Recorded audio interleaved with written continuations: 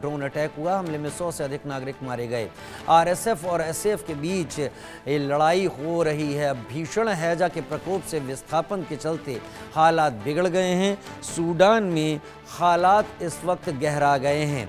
RSF और SSF के बीच चल रही ये जो लड़ाई है वो काफ़ी गंभीर हो गई है।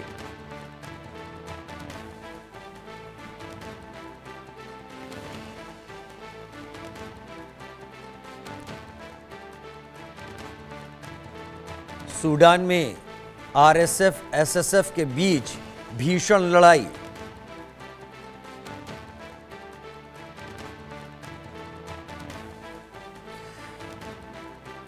दरअसल सूडान में आरएसएफ मतलब रैपिड सपोर्ट फोर्स और एसएसएफ मतलब सूडानी सिक्योरिटी फोर्सेस के बीच भीषण लड़ाई चल रही है।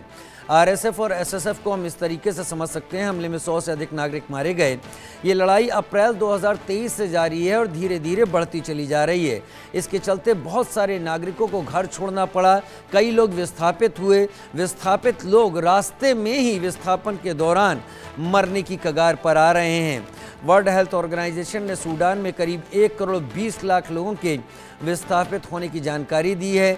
इनके पास भोजन नहीं है, पानी नहीं है और चिकित्सा की इनके पास कमी है। आदित्य वधावन मेरे साथ इस वक्त जुड़े हुए हैं। आदित्य, नॉर्थ का स्टेट जो नॉर्दर्न स्टेट है कोर्डोफान, वहाँ पर जो सूडानी सिक्योरिटी फोर्सेस हैं और जो आरएसएफ है उसके बीच लड़ाई बहुत गहरा गई है।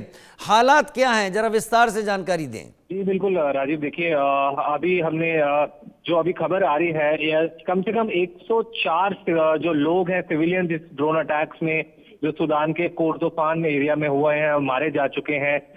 जो राइवल मिलिट्री फैक्शंस की फाइटिंग बहुत ज्यादा इंटेंस उनकी बढ़ रही है, तो कहीं ना कहीं पूरा सूडान हम देखते हैं बीते कुछ सालों में काफी कॉन्फ्लिक्ट में रहा है सूडान। जैसे हमने देखा है अटैक ने जो है सेंट्रल रीजन, जो सेंट्रल सूडान है उसको बैटर कर दिया है। बहुत जबरदस्त गोला बारूद, हर तरफ से गोलियां चल रही हैं और कहीं ना कहीं पूरी जो कैप्चर करा है पैरामिलिट्री रैपिड सपोर्ट फोर्सेस ने नूसा में, उसके बाद एस्केलेशन बहुत ज्यादा हुई। और अब देखने वाली बात होगी राजीव, यहाँ से क्या कब तक ये लड़ाई रुकती है, क्योंकि लड़ाई बहुत ही एक इंटेंस मोड में है और देखने वाली बात होगी कब तक यहाँ पर कुछ चीजें और की। वाकई आप सही कह रहे हैं, लेकिन आरएसएफ की जहां तक बात है, इससे पहले कभी सूडान का ही जो शासक हुआ करते थे सपोर्ट करते थे, तो अब आरएसएफ एक वैगनर आर्मी की तरह हो गई है जो रूस में हुआ करती है।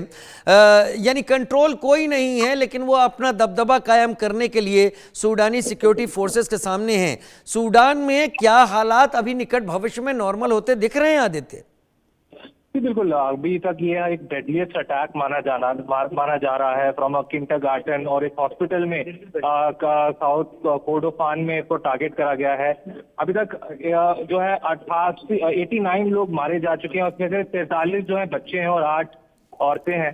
तो कहीं ना कहीं जो यूएन ह्यूमन राइट्स के चीफ है वोल्कर टर्क, उन्होंने कहा है कि वो जितनी हॉस्टिलिटीज हो रही हैं सूडान में उसको देख के वो काफी हैरान परेशान है कि किस तरीके से इतनी ज्यादा लड़ाई चल रही है सूडान में। तो कहीं ना कहीं ये चिंताजनक बात है और अब देखने वाली बात होगी राजीव की कब तक यहाँ पर क्या यूएन। बहुत शुक्रिया आदित्य वधावन हमारे साथ जुड़ने के लिए, जानकारी के साथ आपका।